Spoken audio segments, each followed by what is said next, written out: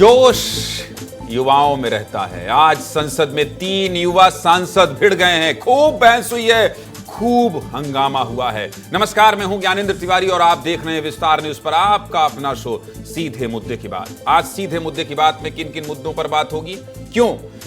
क्योंकि मैं आपको हर दिन यह कहता हूं कि रात 8 से 9 देश में क्या हुआ, मध्य प्रदेश में क्या हुआ, छत्तीसगढ़ में क्या हुआ। 1 घंटे में सब कुछ बता दूं जो आप जानना चाहते हैं। क्योंकि अगर रात 8 बजे आपने विस्तार न्यूज लगाया है तो खबरों का पूरा डोज देना जरूरी भी तो है। आपका अपना चैनल जो है। सबसे पहले आज आपको संसद की तस्वीर दिखाऊंगा, क्योंकि हर दिन मैं कहता हूं कि देश के सबसे बड़े सदन की बात सबसे पहले करूंगा जब तक सदन में संसद चलती रहेगी।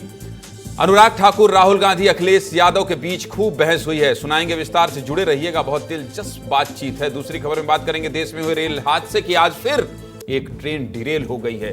कहां हुआ है हादसा और क्या ट्रेन में बैठने से डर लगने लगा है? इन सब सवालों का जवाब विस्तार से मिलेगा केवल सीधे मुद्दे की बात में। तीसरी खबर में बात करेंगे बारिश ने आज 100 से ज्यादा लोगों को मार दिया है। पहले दिन कहा था आपको सीधे मुद्दे की बात, बारिश और बाढ़ की खबर हर दिन दिखाऊंगा। 1 महीने हो गए ये कहते हुए, आज 100 लोगों की जान चली गई, 100 से ज्यादा लोगों की जान चली गई। वायनाड से डरावनी तस्वीर आई है। मध्य प्रदेश और छत्तीसगढ़ की तस्वीर भी दिखाऊंगा। चौथी खबर में बात करेंगे रक्षाबंधन से पहले मोहन सरकार ने लाडली बहनों को एक और तोहफा दे दिया है। क्या है वो तोहफा, बताएंगे विस्तार से। 5वीं खबर में बात करेंगे, आप सरसों के तेल में खाना बनाते हैं तो यह खबर आपको देखना बहुत जरूरी है। सरसों का तेल किससे बन रहा है, किससे बन रहा है?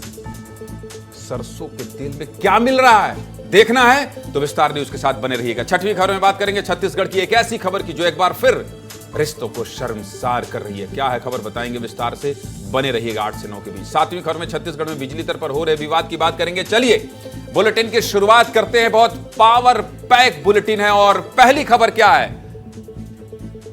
पहली खबर क्या है? पहली खबर में देख रहे हैं अनुराग ठाकुर समझा रहे हैं और राहुल गांधी बदले बदले से हैं। बदले बदले से राहुल गांधी की क्या खबर है? चलिए खबर पर आ जाते हैं और खबर की शुरुआत कर देते हैं। संसद चल रही है, खूब हंगामा हो रहा है और आपको बताए राहुल गांधी इस बार अग्निवीर को लेकर खूब हमलावर हैं। केंद्र सरकार पर लगातार निशाना साध रहे हैं, लगातार निशाना साध रहे हैं। कल भी आपने संसद की तस्वीर देखी, कैसे राहुल गांधी ने अग्निवीर पर सवाल उठाए और राजनाथ सिंह ने जवाब दिया। आज अखिलेश यादव ने अग्निवीर को लेकर फिर से सरकार पर निशाना साधा। अखिलेश यादव ने चैलेंज कर दिया, अनुराग ठाकुर से कहा बैठ जाता हूं और आप खड़े होकर कह दीजिए कि अग्निवीर व्यवस्था अच्छी है। संसद की ये बातचीत सुनने में अच्छा लगता है। खूब बहस हुई है दोनों नेताओं के बीच। बड़े बड़े नेता हैं, युवा हैं, और जब उत्तर प्रदेश में चुनाव हो और कहा जाए कि युवाओं का साथ पसंद है तो देश की सियासत की इन दोनों बड़े चेहरों की बहस भी तो दिखाना जरूरी है। क्योंकि संसद बदल गई है, चेहरे बदल गए हैं, समीकरण बदल गए हैं, अंदाज बदल गया है। सुन लीजिए इस बातचीत को, बड़ी दिलचस्प है, फिर आगे विस्तार से विश्लेषण करेंगे। सुनाइए जरा इस गपशप में क्या निकला। सभापति महोदया, मैं बैठ जाता हूं, आप खड़े होकर के कह दीजिए अग्निवीर व्यवस्था अच्छी है। अखिलेश यादव जी सुन ले, अग्निवीर में 100% एम्प्लॉयमेंट की गारंटी है और रहेगी। माननीय सदा साहब अपनी बात। सभापति महोदया, जो मैंने बहुत छोटा सवाल पूछा था, मैं दूसरी बात कहता हूं।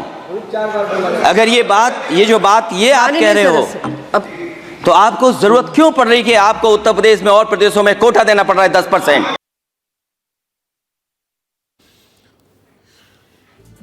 अखिलेश यादव बैठे हैं और पीछे पत्नी डिंपल यादव मंद मंद मुस्कुरा रही हैं। इसीलिए कहता हूं कि संसद की तस्वीर जो आती है वो बहुत दिलचस्प होती है। संसद में अग्निवीर योजना को लेकर जमकर हंगामा शुरू हो गया और हंगामा यहां तक बढ़ गया कि बात स्कूल और कैप्टन तक पहुंच गई। 2 युवा सांसदों का संसद में पारा हाई था, या यूं कहिए वोल्टेज हाई था। सुना दीजिए हाई वोल्टेज में क्या कह रहे हैं युवा सांसद, सुनाइए जरा। चेल जानते हैं आप कहाँ हैं? कभी गए हो उस मिलिट्री स्कूल में?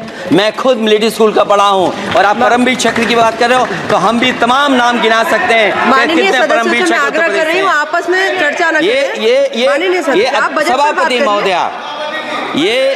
सभापति महोदया, जी 1 मिनट से भी कम, मैं 1 मिनट से भी का मैं आपके सामने कहना चाहता हूं, ये तो केवल मिलिट्री स्कूल गए हैं। मैं आज भी टेरिटोरियल आर्मी के 124 रेजिमेंट में कैप्टन के रैंक पे अपनी सेवाएं दे रहा हूं। अखिलेश जी केवल ज्ञान मत बांटिए, राहुल गांधी जी के साथ बैठकर अब वाहे बुलाने का झूठ बोलने की आपको आदत। मजा आ रहा है सुनने में ना। देश के युवा और स्मार्ट सांसद कह रहे हैं तुम यहां पढ़े हो, मैं यहां पढ़ा हूं, तुम अगर यहां हो तो मैं यहां हूं। ये बातचीत दिखाना जरूरी है। अखिलेश यादव अनुराग ठाकुर की बात पर इतने गर्मा गए कि मंत्री ना बनने पर भी तंज कस दिया, और तो और ये भी कह दिया कि आपकी सरकार ही नहीं चलेगी। सुनिए। आपका समय भी पूरा हो गया है, प्लीज कंप्लीट करिए। सभापति महोदय, मैं इसलिए नहीं कह रहा, मैं क्या बात कहना चाहता हूं, शायद मंत्री जी नहीं रहे इसलिए तकलीफ परेशानी ज्यादा है। अग्निवीर स्वीकार नहीं कर सकते। आप अपनी जब भी चर्चा हम रखिए, सत्ता में आएंगे, साल 2 साल, ये चलने वाली सरकार नहीं है, गिरने वाली सरकार है, याद रखना। बजट अग्निवीर पर हंगामा होते होते बवाल जाति जनगणना तक पहुंच गई। अनुराग ठाकुर ने राहुल गांधी के जाति जनगणना वाले बयान पर पलटवार करते हुए कह दिया जिसकी जाति का पता नहीं वो जनगणना की बात कर रहे हैं। सुनिए कितना हंगामा हुआ संसद में इस बयान पर, सुना दीजिए जरा ये भी। जिसकी जात का पता नहीं वो गणना की बात करता है। जितना मेरा आप लोग इंसल्ट करना चाहते हैं आप खुशी से करिए, आप रोज करिए, मगर एक बात मत भूलिए, जाति जनगणना को हम यहां पास करके दिखाएंगे। सर उधार की बुद्धि से राजनीति नहीं चलती है, उधार की बुद्धि से राजनीति नहीं चलती है।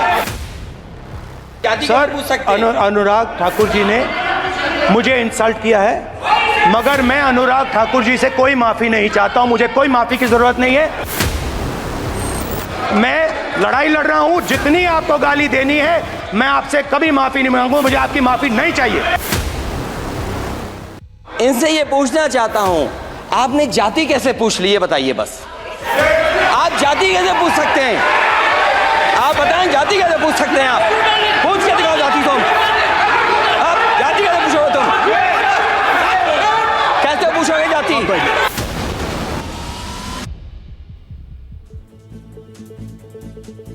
बाप रे बाप, अखिलेश यादव बहुत गुस्से में है। जाति कैसे पूछ सकते हो, तुम तड़ाक में आ गए। बात इतनी बढ़ गई कि आपसे तुम तड़ाम पर आ गए।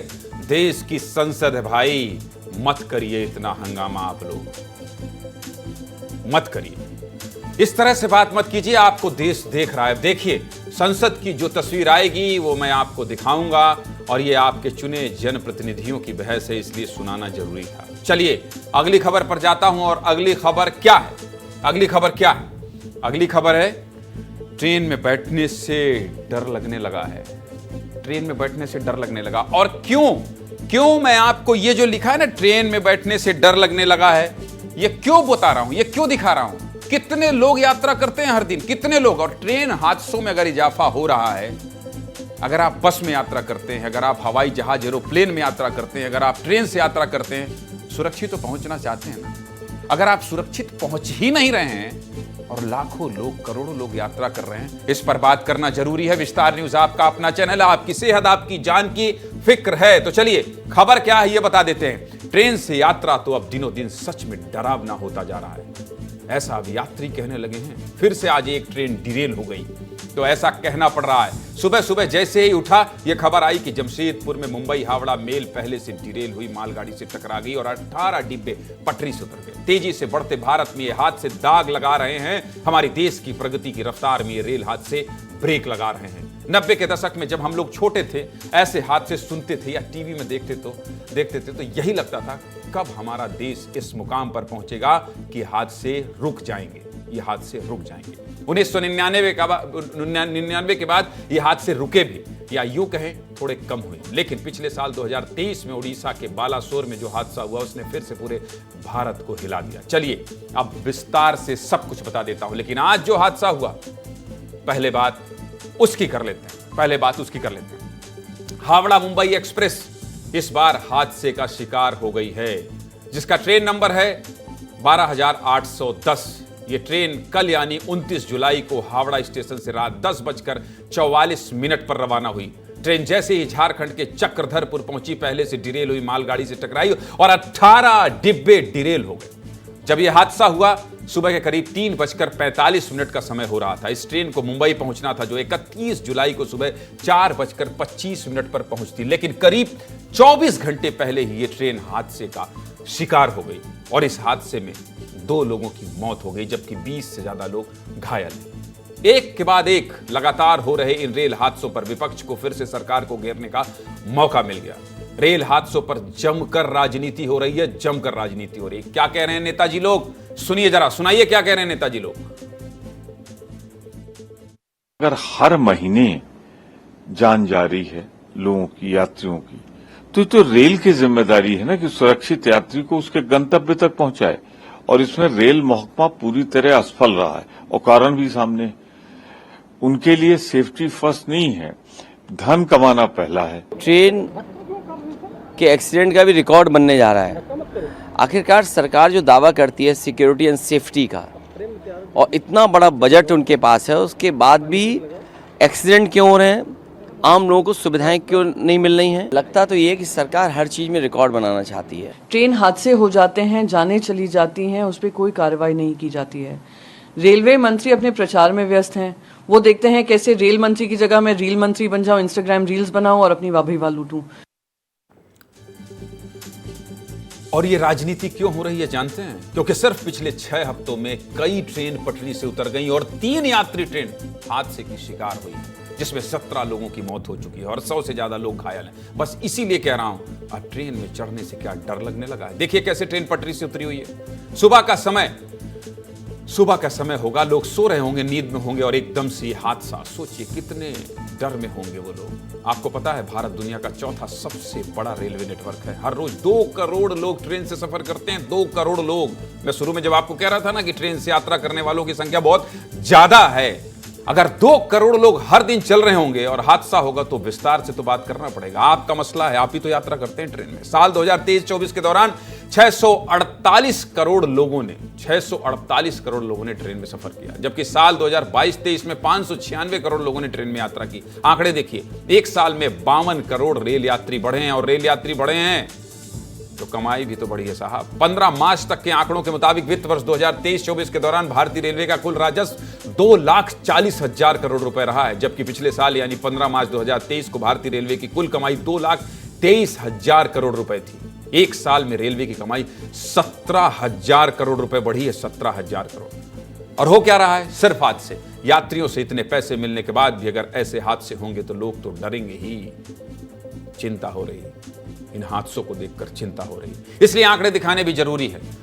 अब आपको देश के अब तक के 3 बड़े रेल हादसे दिखा देते हैं, जिसमें सैकड़ों लोगों ने अपनी जान गंवा दी है। करीब 29 साल पहले हुए रेल हादसे की बात कर लेते हैं। 20 अगस्त 1995 को यूपी के फिरोजाबाद में पुरुषोत्तम एक्सप्रेस कालिंदी एक्सप्रेस से टकरा गई थी, जिसमें 400 लोगों की मौत हो गई थी। यह 30 साल में सबसे बड़ा रेल हादसा है मौत के सरकारी आंकड़ों के मुताबिक। लेकिन स्थानीय लोगों के मुताबिक इससे भी बड़ा रेल हादसा 6 जून 1981 को बिहार में हुआ था। बागमती नदी में पैसेंजर ट्रेन गिर गई थी नदी में।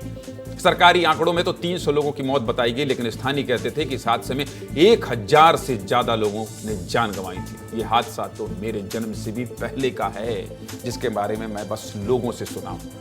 लेकिन देश का तीसरा सबसे बड़ा रेल हादसा तो सिर्फ मुझे ही नहीं, पूरे देश को याद होगा, बच्चे बच्चे को याद होगा। पिछले साल ही तो हुआ था, 2 जून 2023 को ओडिशा के बालासोर में जो हादसा हुआ उससे पूरा देश दहल उठा था। कोरोमंडल एक्सप्रेस, हावड़ा बेंगलुरु एक्सप्रेस और मालगाड़ी की जोरदार टक्कर हुई थी, जिसमें 296 लोगों की मौत हो गई थी। 296 लोग मारे गए थे और 900 से ज्यादा लोग घायल हुए थे। बस इसीलिए कह रहा हूं, यह हादसा देश के विकास पर एक दाग बन गया है। ऐसे हादसे रुकने चाहिए। इस हादसे को लेकर ट्रेन में सफर करने वाले परेशान होंगे, डरे भी होंगे, और डर रहे हैं। ये हम यूं ही नहीं कह रहे हैं, यात्रियों से बात की है विस्तार न्यूज की टीम ने। सुना दीजिए जरा यात्री क्या कह रहे हैं इस तरह के हादसों को देखकर, सुनाइए।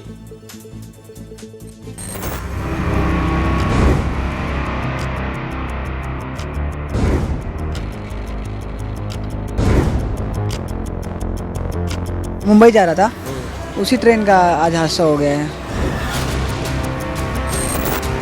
पैर कहाँ पर है, किस्मत अच्छा था कि मैं बच गया। एक्सीडेंट को देख के काफ़ी डर लग रहा है, थोड़ा ट्रैवल करना कम किया है। सर डर तो रहता है पैसेंजर लोग को भी, इसमें हम रेलवे वाले जो कर्मचारी है उनको थोड़ा ध्यान देने की ज़रूरत है। कोई व्यक्ति अगर कहीं जा रहा है तो उसका परिवार चिंता में ही है कि वो पहुंचेगा कि नहीं पहुंचेगा, कहीं खबर तो नहीं आएगी कि वहां हादसे में वो शिकार हो गए।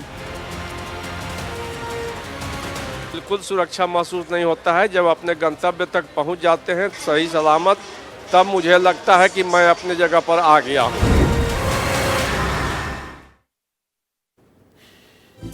और जब इस तरह के हादसे होते हैं तो जहां हादसा हुआ वहां तो लोग परेशान होते ही हैं, इसका असर दूर तक होता है। महीनों पहले टिकट करा चुके यात्री परेशान हो जाते हैं। जमशेदपुर के पास हुए हादसे का असर छत्तीसगढ़ तक हुआ है। बिलासपुर रूट से होकर गुजरने वाली 15 ट्रेन डाइवर्ट की गई हैं, जबकि 10 से ज्यादा ट्रेनें रद्द हो गई हैं। यात्री परेशान है। रेलवे ने हेल्पलाइन नंबर जारी किया। विस्तार न्यूज के सहयोगी ने परेशान यात्रियों से बात की है, ये भी सुन लीजिए। अभी तो एक्सप्रेस 6 बजे बता रहे हैं, हमको जाना है जतेहरी। जो ट्रेन जो रद्द हुई है उसका क्या असर पड़ रहा है लोगों पर? बहुत परेशानी है सर, आने जाने में लोगों को बहुत प्रॉब्लम हो रही है। समस्या अपने पास भी है, अभी 1 घंटा हो गया है।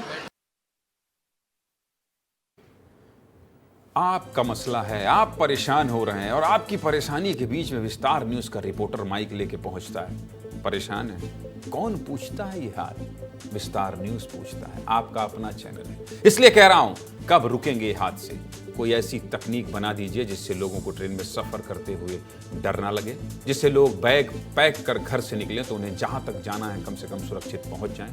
बहुत काम हो रहा है, रेलवे में बहुत काम हो रहा है, ऐसा नहीं कि काम नहीं हो रहा है, बहुत काम हो रहा है। इस बात को हम मान रहे हैं, देश देख भी रहा है। लेकिन महंगी ट्रेन चले ना चले, अब तो यही लग रहा है जो चल रही है उसकी सुरक्षा पर ही ध्यान देना पड़ेगा। करोड़ों में लोग रोजाना सफर करते हैं, ध्यान दीजिए भाई, ध्यान देना पड़ेगा। चलिए अगली खबर दिखा देते हैं। आपका मसला है, करोड़ों लोग यात्रा कर रहे हैं, इसलिए मुझे लगता था कि इसको बहुत विस्तार से बता देना चाहिए। अगली खबर क्या है?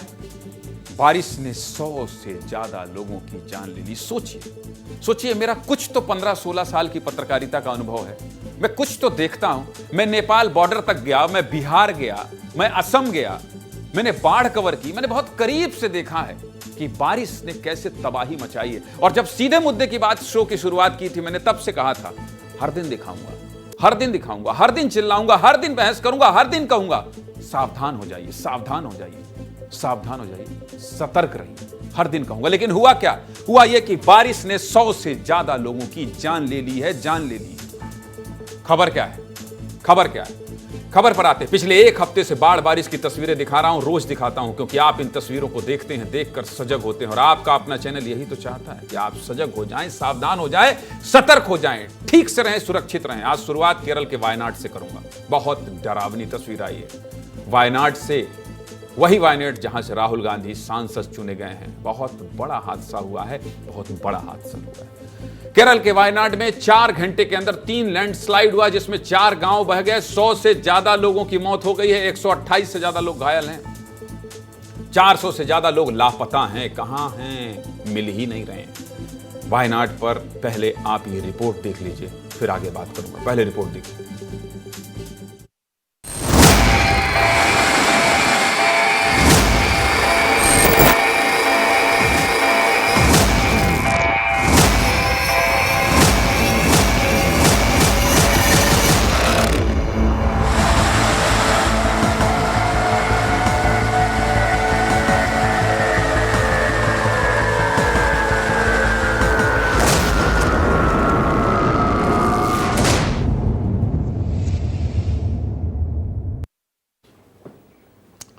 तस्वीर देखकर दिल दहल जा रहा है, दहल जा रहा है। लोग जहां तहां फंसे हुए हैं। सेना, वायुसेना और नौसेना राहत और बचाव के काम में जुटी। इस बीच केरल सरकार ने इस त्रासदी के बाद 2 दिन के शोक की घोषणा कर दी है। ये तो बात वायनाड की हुई। अब आगे मध्य प्रदेश, छत्तीसगढ़ की बात कर लेते हैं। छत्तीसगढ़ की बात कर लेते हैं।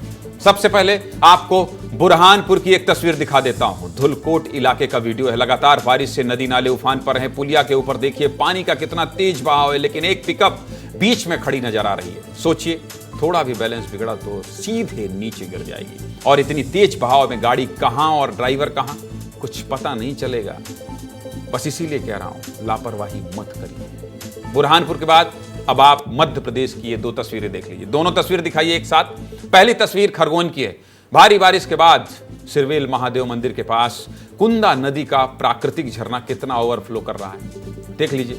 दूसरी तस्वीर मध्य प्रदेश के देवास की है। देखिए यहां पानी से सड़कें कैसे तालाब बन गई हैं, लोग परेशान हैं, बेहाल हैं। मध्य प्रदेश के बाद अब आपको छत्तीसगढ़ की एक तस्वीर दिखाते हैं। यह तस्वीर देखकर परेशान हूं। खैरागढ़ की तस्वीर है। बरसात के मौसम में बच्चे कैसे नदी पार करके स्कूल जा रहे हैं, देखिए। स्कूल यूनिफॉर्म पहनकर नदी में तैरते हुए जाते हैं। भीगते हुए स्कूल पहुंचना तकलीफ होती है, तकलीफ होती है। बच्चों का इस तरह स्कूल जाना तकलीफ देता है। भावुक आदमी हो, परेशानी होती है इन तस्वीरों को देखकर। क्या कर रहा है सिस्टम, क्यों नहीं इनकी परेशानी देख पा रहा है? और मेरा कैमरा कहां से पहुंच जा रहा है? खैरागढ़ के बेंदरी गांव का ये वीडियो है, जहां आजादी के सालों बाद भी गांव में न पक्की सड़क है और ना ही इस नदी पर कोई पुल। बच्चे भारी बस्ता लादे पानी के बीच से आज भी गुजरने को मजबूर हैं। आपको पता है 350 लोग रहते हैं इस बेंदरी गांव में, जिसमें करीब 200 वोटर हैं। इस गांव से 3 किलोमीटर दूर पेंड्राबनी नदी पार करके स्टूडेंट पढ़ने गंडई जाते हैं। ये वीडियो सोशल मीडिया पर देखा तो विस्तार न्यूज के सहयोगी ग्राउंड पर पहुंच गए। रिपोर्ट देखिए।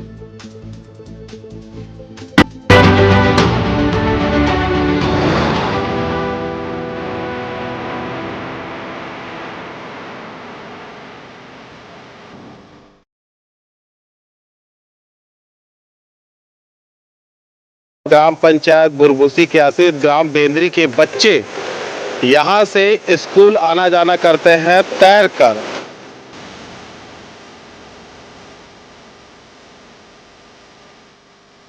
आप लोग ये जो नदी है उसे रोजाना पार करके जाते हो ऐसी? हाँ।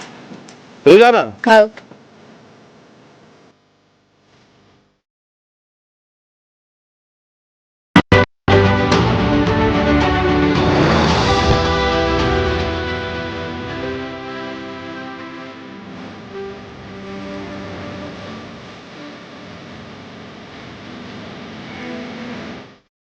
आप देखिए इस वीडियो को दोबारा मैंने क्यों चलवाया आपको पता है? वो बच्ची तैरती हुई दिखेगी, उसको देखिएगा। दिखाइए जरा, केवल दिखाइए वो बच्ची जो तैरते हुए जाएगी। देखिए कैसे, ये देखिए।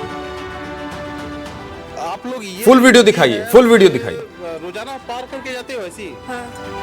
रोजाना? हाँ।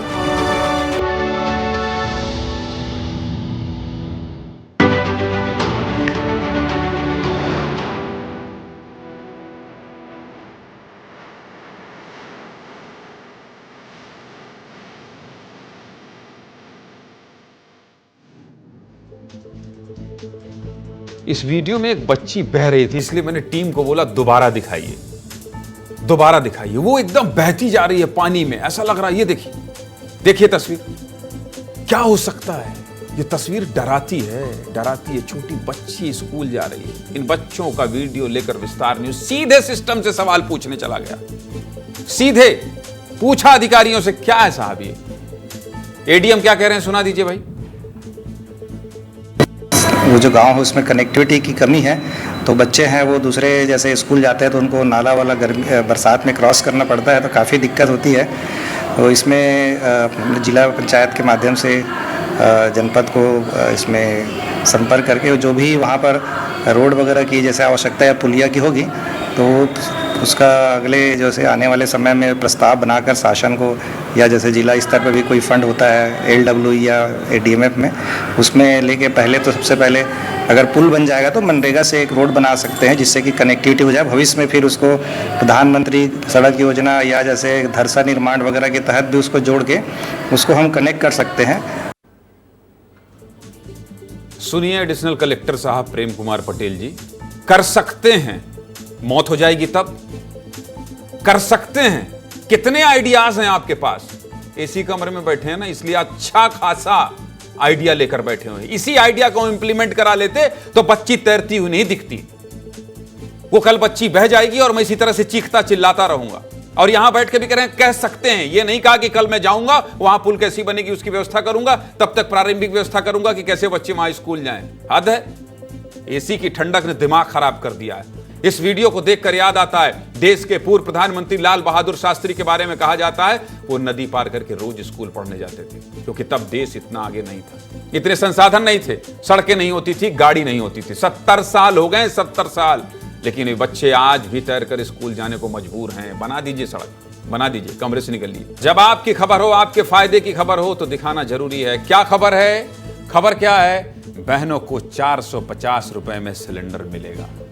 रक्षाबंधन के पहले मोहन सरकार ने तोहफा दिया है और आपको गिफ्ट मिला है।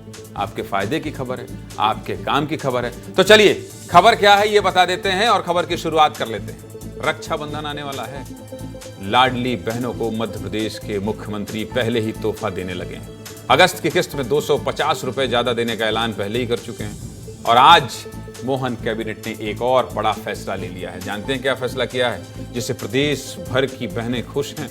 लाडली बहनों को गैस सिलेंडर 450 रुपए में देने की घोषणा कर दी गई है। सिर्फ 450 रुपए। सोचिए, जहां और सब राज्यों में गैस सिलेंडर की कीमत 1100 से 1150 है, वहां मध्य प्रदेश की लाडली बहनों को सिर्फ 450 रुपए में सिलेंडर मिलेगा। है ना आपके काम की खबर? अब जब सिलेंडर इतनी सस्ती हुई है तो इससे राज्य सरकार पर 160 करोड़ रुपए का खर्च आएगा। 160 करोड़ रुपए राज्य सरकार वहन करेगी और आपको खुश करेगी। बहनों के प्रति अपनी जिम्मेदारी जिसका वहन सरकार करेगी। यानी कि जो सिलेंडर 848 रुपए में मिलता था उस पर अब बस 450 रुपया देना होगा। 398 रुपया सरकार देगी। लेकिन एक बात जान लीजिए, जिन महिलाओं का नाम उज्ज्वला योजना में है उन्हीं लोगों को सिर्फ 450 रुपए में सिलेंडर मिलेगा, सभी को नहीं। कुल मिलाकर 40 लाख के करीब महिलाओं को लाभ मिलने वाला है। बहुत बड़ा आंकड़ा है। इतनी बड़ी आबादी को सौगात देने का मतलब समझ रहे हैं आप? एकदम से कमाल कर दिया है मोहन जी ने, कमाल कर दिया है, मालामाल कर दिया है। अभी खाली सिलेंडर सस्ती नहीं हुई है, आंगनबाड़ी में काम करने वाली महिलाओं को भी बम्पर गिफ्ट मिला है। सिर्फ सिलेंडर पर सस्ता नहीं हुआ है। आंगनबाड़ी कार्यकर्ताओं को 2 लाख रुपए का जीवन बीमा मिलेगा। किसी बहन के साथ कोई घटना हो जाए, जिसके जीवन पर बात आ जाए, तो उसे 2 लाख रुपए का जीवन बीमा मिलेगा। एक्सीडेंटल की स्थिति में 1 लाख रुपए का प्रावधान है। 57,000 से ज्यादा आंगनबाड़ी कार्यकर्ताओं को लाभ मिलने वाला है। 57,000 से ज्यादा। सुन लीजिए, डॉक्टर मोहन यादव जब मीडिया से बात कर रहे थे तो कैसे मुस्कुराते हुए दोनों योजनाओं को लेकर बोल रहे थे। सुनाइए मुख्यमंत्री डॉक्टर मोहन यादव क्या कह रहे हैं। रक्षाबंधन का सावन का महीना है, रक्षाबंधन भी आने वाला है। ऐसे में हमारी सभी लाडली बहना और खास करके उज्ज्वला गैस कनेक्शन की बहनों का, जिनका गैस कनेक्शन है, इनको हम अपने वित्तीय संसाधन से 450 रुपए में गैस कनेक्शन का जो सब्सिडी देने का हमने घोषणा पहले से की हुई है, हम उस पर कायम है। आज कैबिनेट के माध्यम से हमने और दोबारा उसको पुष्टि की है कि इनका वेट खोल करके उनको वो राशि दी जाएगी। आंगनबाड़ी कार्यकर्ता, मिनी आंगनबाड़ी कार्यकर्ता और सहायिका, इनके लिए प्रधानमंत्री जीवन ज्योति बीमा योजना, प्रधानमंत्री सुरक्षा बीमा योजना का भी कवर देने का निर्णय किया गया। अर्थात अभी तक ये इससे वंचित थी। किसी भी स्थिति में आंगनबाड़ी सहायिका, इनके जीवन को लेकर के जो काम करते करते एक आश्वस्ति सरकार के साथ होना चाहिए। हम इन योजनाओं में निवेश करते हुए 2-2 लाख का बीमा कवर उसमें भी इनको देने वाले हैं। महिलाओं को धन्यवाद दे रहे थे। बहुत बड़ा तोहफा है एक भाई का अपनी बहनों के लिए। जब मुखिया ने बहनों को गिफ्ट दिया है तो फिर रिएक्शन दिखाना तो बनता है। विस्तार न्यूज है, पता तो कर लें खुश हैं कि नहीं। दिखा दीजिए लाडली बहनें क्या कह रही हैं, कितनी खुश हैं, सब कुछ दिखा दीजिए। ना मोहन जी हैं मुख्यमंत्री, उन्होंने सबके लिए हर चीज़ की सुविधा कर रखी है उन्होंने। और जो है सिलेंडर भी 450 का कर रहे हैं। जितने है ना 1000 रुपये और उसका आता था उससे कितना कम कर दिया है और हर चीज़ की सोच रहे हैं। धन्यवाद मोहन यादव का। मोहन यादव को बहुत बहुत बधाई हो मोहन यादव को। जो अच्छी राहत मिलेगी है। साल में 12 सिलेंडर लगते हैं तो 12 इनके करो है, आधे में ही तो मिल रहा है। कोई तो गरीब है, कोई अमीर है, कोई पैसा वाला होता तो वो ले लेते हंस के, और कोई गरीब है तो अपना पेट काटता जब लेते। बहुत अच्छा काम किया है, हम बहुत खुश हैं। अच्छा कर रहे हैं सरकार। बहुत महंगा 900 रुपए का पड़ता था, ब्लैक में लेते थे, बहुत परेशानी भी है। वो बहुत सारी सुविधा कर रहे हैं लाडली बहना के लिए, उनके लिए धन्यवाद बहुत बहुत। भाषा सुन रहे थे आप? बहुत खुश हैं लाडली बहनें, खूब खुश, चहक रही हैं, चहकती रही है। हम भी यही चाहते हैं सरकार इस तरह से आपकी चिंता करती रहे और जब आप खुश होती हैं घर में खुशी बिखरती है। इसलिए इस तरह से तोहफा मिलते रहे और इस तरह से गिफ्ट आपको मिलता रहे। चलिए अगली खबर क्या है? अगली खबर क्या है? सीमेंट से सरसों तेल बन रहा है। हाँ दे भाई, किसी दिन कोई पत्थर मिला दे, कोई मिट्टी मिला दे, पता नहीं क्या क्या मिला दे। इसीलिए कहते हैं बाहर का खाना मत खाइए। अब कब किस पर भरोसा करें? सरसों तेल में सीमेंट, सरसों तेल में सीमेंट। तो चलिए खबर क्या है वो बता देता हूं आपको। सरसों के तेल का तड़का लगाते हैं। सब्जी भी सरसों के तेल में बनती है तो अच्छी लगती है, लेकिन आपको पता है आप सरसों का तेल नहीं सीमेंट वाला तेल खा रहे हैं। सीमेंट वाला तेल। चकरा गया ना दिमाग ये सुनकर? ऐसे ही नहीं बोल रहा हूं, कुछ भी बोलता हूं तो पूरी पड़ताल के साथ बोलता हूं।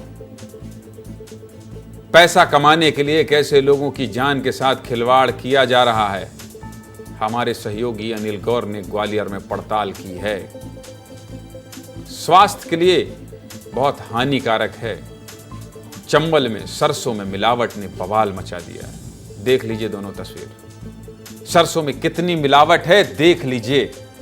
पहली तस्वीर देखिए, सही और गलत सरसों में फर्क पता चल जाएगा।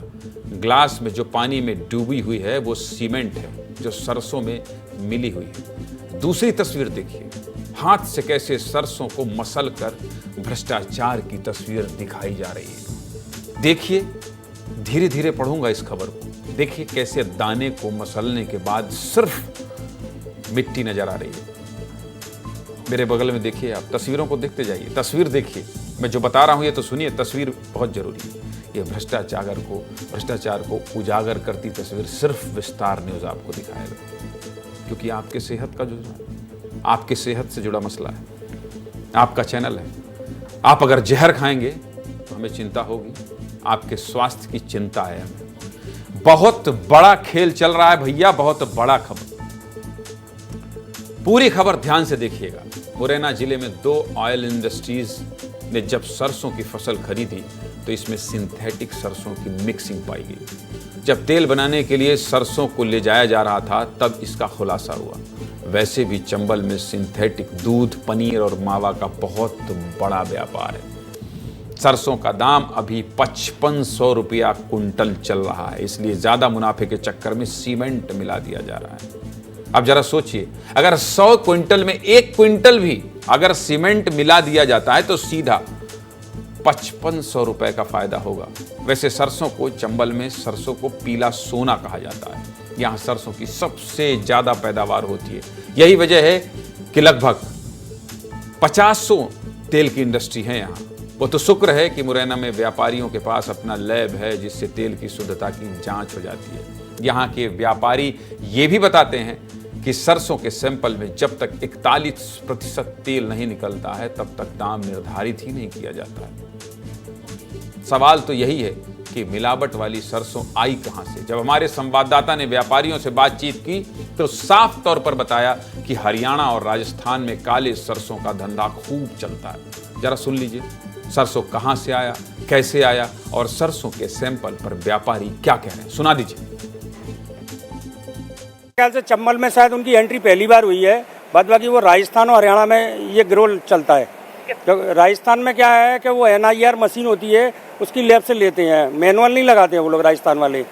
इसलिए मुरैना में क्या है, जितनी भी लैब हैं सब में लैब में लगती है, पहले सरसों लैब में लगती है और उसमें ऐसी चीज़ पकड़ में आ जाती है। बहुत बड़ा खेल चल रहा है। भजन लाल शर्मा जी और नायाब सिंह सैनी जी, अगर व्यापारी की बात सच है तो बहुत बुरी खबर है। रुकवाइए, सेहत के साथ जो खिलवाड़ किया जा रहा है उस पर संज्ञान लीजिए। आगे बढ़ूं इससे पहले रिपोर्ट देख लीजिए। आप दिखाइए रिपोर्ट। व्यापारी ने सरसों खरीदी थी लेकिन वह सरसों पूरी तरह नकली निकली। ऐसा पहली बार मामला सामने आया है कि सिंथेटिक सरसों यहां पर पाई गई है। उसको बोल दिया वापस ले जा, वो वापस ले गया। उसमें पानी में सरसों की मच्छी काली काली थी, वो गल गई पूरी। वही जाने कैसे तैयार करते हैं, हमारे को नहीं पता। कम्युनिस्ट पार्टी को इन्फॉर्म किया, पार्टी का कहना था कि हमने किसान से माल लिया है। ये शरीर के लिए काफ़ी हानिकारक है क्योंकि इसमें केमिकल का उपयोग किया गया है।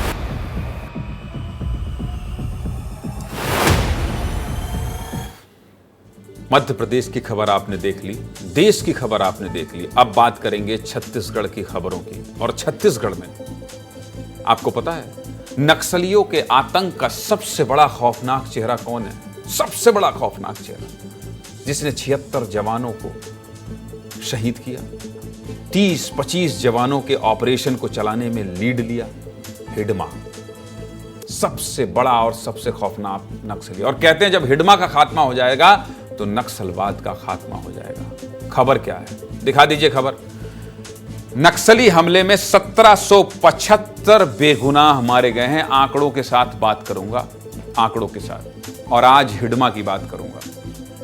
कौन से हिडमा जानना चाहते हैं? पूरी खबर देखिए। चलिए खबर की ओर बढ़ते हैं और पूरी खबर आपको बता देते हैं। पूरी खबर बता देते हैं। हिडमा की मौत हो गई है, हिडमा की मौत हो गई है, लेकिन हिडमा की मौत से मैं दुखी। आप सोच रहे होंगे हिडमा ने इतने लोगों को मारा, आप क्यों दुखी हैं?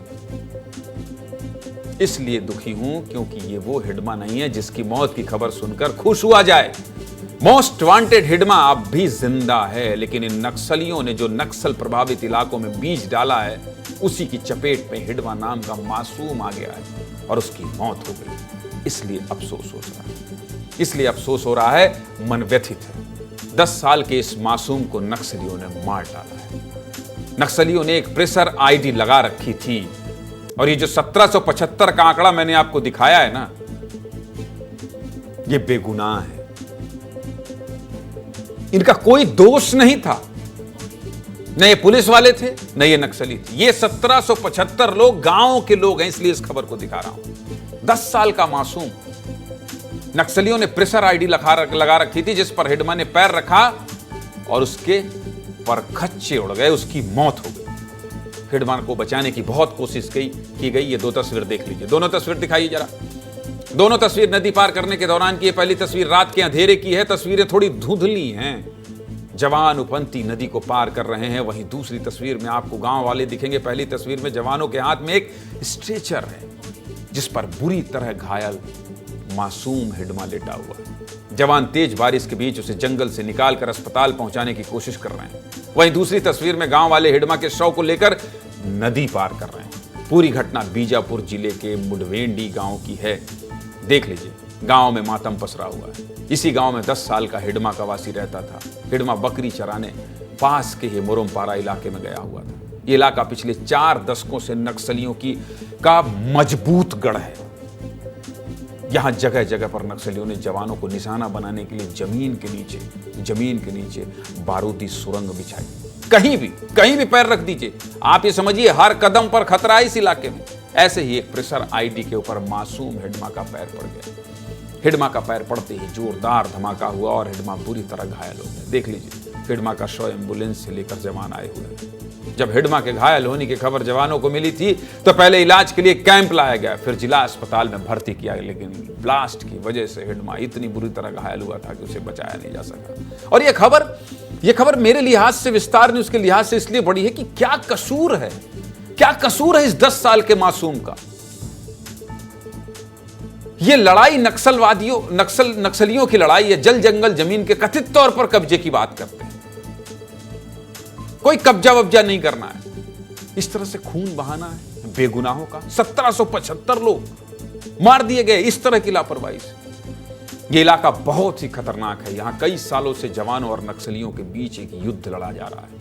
लेकिन जब इस लड़ाई में हिडमा जैसे मासूम अपनी जान गंवा देते हैं ना, तो बहुत तकलीफ होती है। बीजापुर जिले में इस साल ही कई लोगों की जान चली गई है इसी तरह की प्रेशर आईडी की चपेट में आने से। खास तौर पर मुनवेडी गांव की इस साल की शुरुआत से ही चर्चा में रहा, जहां 1 जनवरी को ही गोली लगने से एक 6 महीने मासूम बच्चों की मौत हो गई। 6 महीने की मासूम की मौत हो गई नक्सलियों की गोली से। बच्ची को जब गोली लगी तो अपनी मां की गोद में थी। देखिए, हमारे संवाददाता युकेश चंद्राकर ने वो घर भी दिखाया है। दिखाइए युकेश चंद्राकर, वहां पहुंचे। यहां पहुंचना भी बहुत कठिन है। विस्तार न्यूज फील करता है, महसूस करता है उस दर्द को, इसलिए योगेश वहां पहुंचे। दिखाइए योगेश की ग्राउंड रिपोर्ट।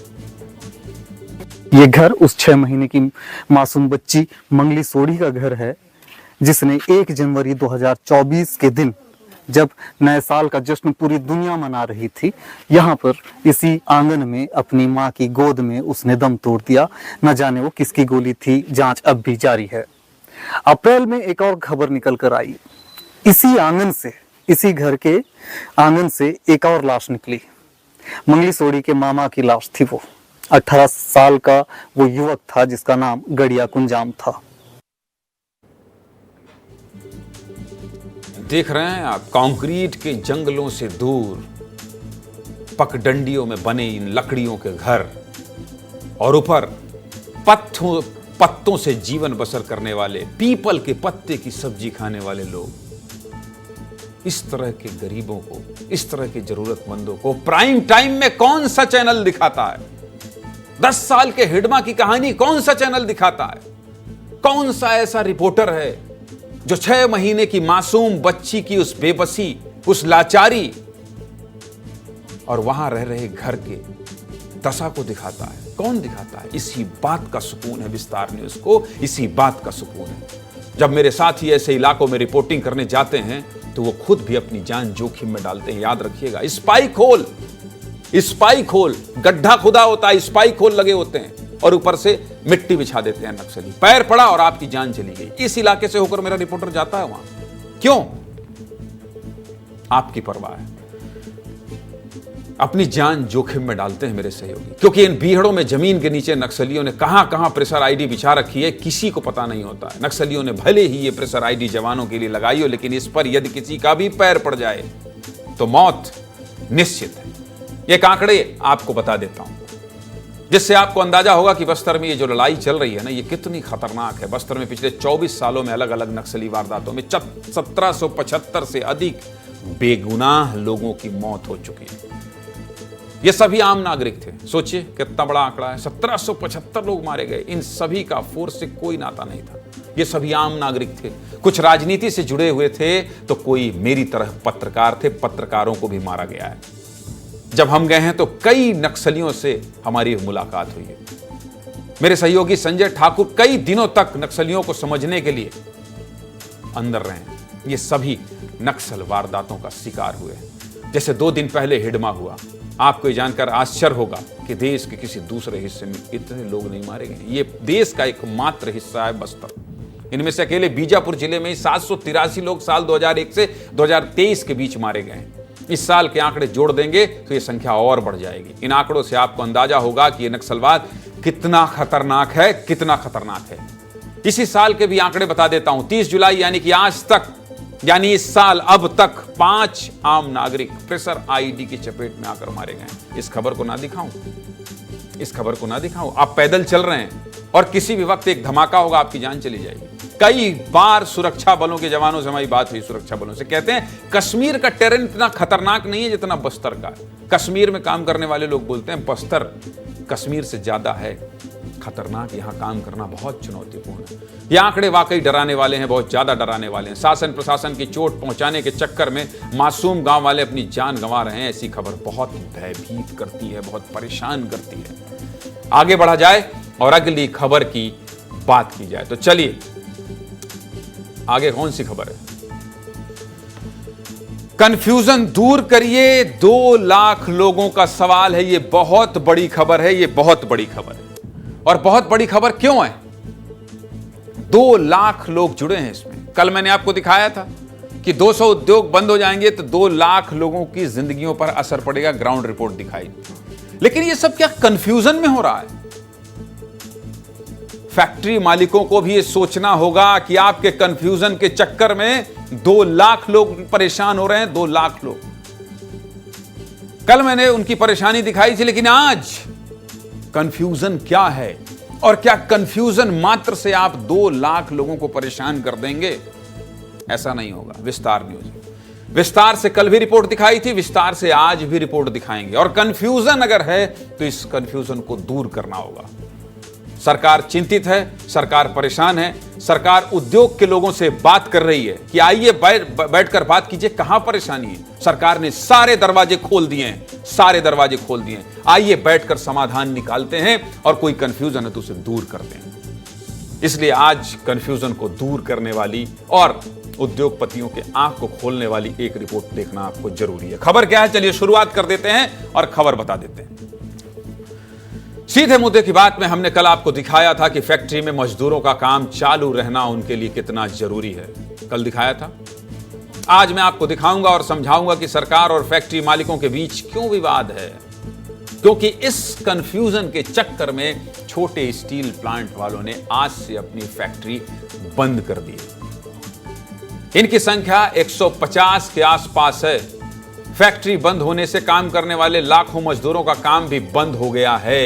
यह विवाद क्या है? यह विवाद क्या है, पहले यह आसान भाषा में समझ लीजिए। वर्तमान में 2023-24 में उद्योगों के लिए विद्युत दर 6 रुपए 10 पैसे। ध्यान से सुनिएगा, कंफ्यूजन में सब हो रहा है। स्टील उद्योग मालिकों का दावा है कि सरकार दरों में 25% की वृद्धि कर रही है, जिसके बाद नई दर 2024-25 का 6 रुपए 10 पैसे से बढ़कर 7 रुपए 62 पैसे हो जाएगा। यह बहुत बड़ा अंतर है और इसी के विरोध में स्टील उद्योग मालिकों ने करीब 150 से 200 फैक्ट्रियों को बंद करने का ऐलान कर दिया। लेकिन सरकार ने कहा है कि भाई 25% नहीं, सुनिएगा ध्यान से, सिर्फ 25 पैसे की वृद्धि हुई है, यानी कि 6 रुपए 10 पैसे से बढ़कर अब नई दर 6 रुपए 35 पैसे की गई है। 25 पैसे के चक्कर में 2 लाख लोगों को परेशान नहीं कर सकते। इतनी आसानी से आपको छत्तीसगढ़ मध्य प्रदेश का कोई चैनल नहीं समझाएगा। इस कंफ्यूजन को कोई दूर नहीं करेगा। 25 पैसा और 25% में बहुत अंतर होता है।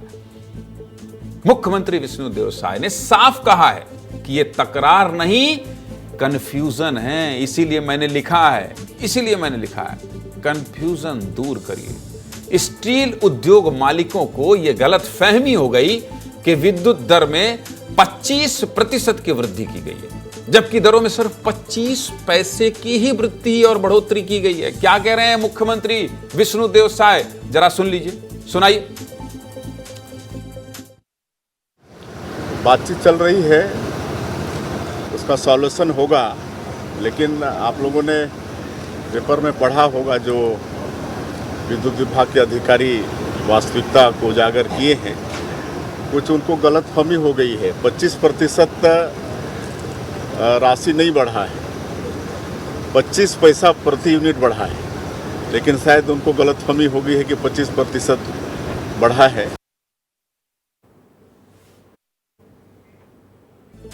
मुख्यमंत्री जी, अगर आप प्रदेश के मुखिया होकर यह कहेंगे कि गलतफहमी हो गई है तो विस्तार न्यूज है, यह भरोसा रखिए आप। जो गलतफहमी उनको हुई है, उस गलतफहमी को इतने विस्तार से, इतने आसान भाषा में, इतने सरल तरीके से विस्तार न्यूज समझाएगा। उद्योगपतियों के पास भी जाएगा, उनसे भी कहेगा कि भाई गलतफहमी दूर कीजिए। मुख्यमंत्री जी स्पष्ट तौर पर कह रहे हैं, और यहां याद रखिएगा, अगर मुख्यमंत्री जी कह रहे हैं, अपील कर रहे हैं और प्रदेश की जनता और मजदूर और उद्योगपतियों के बीच में कंफ्यूजन है, तो उसका विश्लेषण करूंगा मैं। और मुख्यमंत्री और उद्योगपतियों के बीच में एक पुल बनने का काम करेगा विस्तार न्यूज, आंख खोलने का काम करेगा, बताएगा ना भाई 2 लाख लोगों की जिंदगियों का सवाल है, यह कंफ्यूजन मत पालिए। अब ये 25 पैसे और 25% में कितना बड़ा अंतर है, ये मैं आपको आसान भाषा में समझा देता हूं, क्योंकि यही पूरा पेच फंसा है। फिर समझिए, स्टील उद्योग मालिकों ने कहा है कि नई दर कितनी है, 7 रुपए 62 पैसे। सरकार ने कहा है नई दर कितनी है, 6 रुपए 35 पैसे, यानी कि प्रति यूनिट 1 रुपया 27 पैसे का कंफ्यूजन है। और इसे ही सीएम विष्णुदेव साय ने दूर किया है। अब उद्योगपतियों के इस कंफ्यूजन से किसको परेशानी होगी? आम जनता, जो अपने सपनों का घर बनाना चाहते हैं, क्योंकि एक दिन के बंद होने से सरिया का काम कीमत बढ़ने लगी है। ट्रेडर्स दावा कर रहे हैं कि आज फैक्ट्रियों के बंद होते ही सरिया के दाम में प्रति किलो 1 रुपए की बढ़त हुई। इससे घर बनाने की लागत भी बढ़ जाएगी। वर्तमान में सरिया की कीमत प्रति टन 49-50 हजार में मिल रही है, लेकिन फैक्ट्री के बंद होते ही दाम बढ़ने लगे हैं। क्या कह रहे हैं ट्रेडर्स, ये भी सुना दीजिए। लोहे के उद्योग बंद होने के नाम से अभी लोहे में 1 रुपए की वृद्धि हुई है आज की तारीख में, और भविष्य में अगर ये ऐसी हड़ताल जारी रही तो लोहे के रेट में और वृद्धि हो सकती है और बढ़ सकता है। अभी लोहे का रेट ऑलरेडी बॉटम स्तर पे है, इसलिए कस्टमर को अभी कोई फ़र्क नहीं पड़ रहा है। रेट बढ़ेगा तो कस्टमर को आगे भविष्य में उसका फ़र्क पड़ सकता है।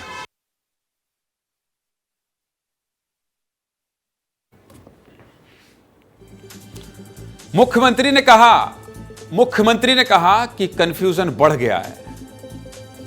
मुख्यमंत्री ने कहा कि कंफ्यूजन बढ़ गया है, इसको दूर कीजिए।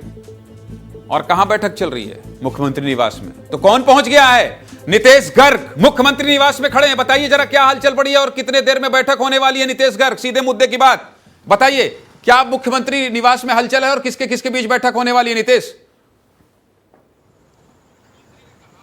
हलचल तेज है और आप देख सकते हैं गाड़ियों के आने जाने का सिलसिला तेज है। ज्ञानेंद्र जी, हम यहाँ लगातार नजर बनाए हुए हैं और छत्तीसगढ़ स्पंज स्टील एसोसिएशन संघ है जो थोड़ी देर बाद उनके तमाम पदाधिकारी आने वाले हैं, लेकिन जैसे ही हम पहुंचे यहाँ पर विद्युत मंडल के हाई प्रोफाइल कर्मचारी अंदर जाते हुए दिखे। हमने उनसे सीधे पूछा भी कि क्या उसी संदर्भ में बातचीत का है, तब उन्होंने हामी भी भरी। तो जो आप कह रहे थे कि तह तक हम जाकर खबर बताते हैं सारी चीजें, तो यहाँ की जो गहमा गहमी है साफ तौर पर मैं आपको बता दूं ज्ञानेंद्र जी, विद्युत मंडल के कर्मचारी हैं। आप कह रहे थे कुछ सुखद हो सकता है, कुछ अच्छी चीज हो सकती है, वो भी होने की बात है। ठीक है, खुशखबरी आएगी। 2 लाख लोगों का मसला है नीतीश, 2 लाख लोगों का मसला है, गरीबों का मसला है, जरूरतमंद लोगों का मसला है, थाली का मसला है, पेट का मसला है, भूख का मसला है। विस्तार न्यूज ने ग्राउंड से लेकर मुख्यमंत्री निवास तक की खबर दिखाई है आपको। यही है आपका अपना चैनल, लेकिन आपका अपना चैनल आप कहां देख पाएंगे? बहुत शुक्रिया नीतीश आपका, यह भी बता देता हूं आपको। चलिए दिखा देता हूं आपको कहां देखेंगे। आप एक्स पर जा सकते हैं, आप सोशल मीडिया प्लेटफॉर्म फेसबुक पे जा सकते हैं, यूट्यूब पे जा सकते हैं, इंस्टाग्राम पे जा सकते हैं। जाइए जरूर, क्योंकि समाचार का दौर बदल गया है, समाचार का तरीका बदल गया है। खबरों का तरीका जो हम दिखा रहे हैं आपके नब्ज को टटोल रहे हैं। यकीन मानिए, इसके अलावा कोई और ऑप्शन नहीं है।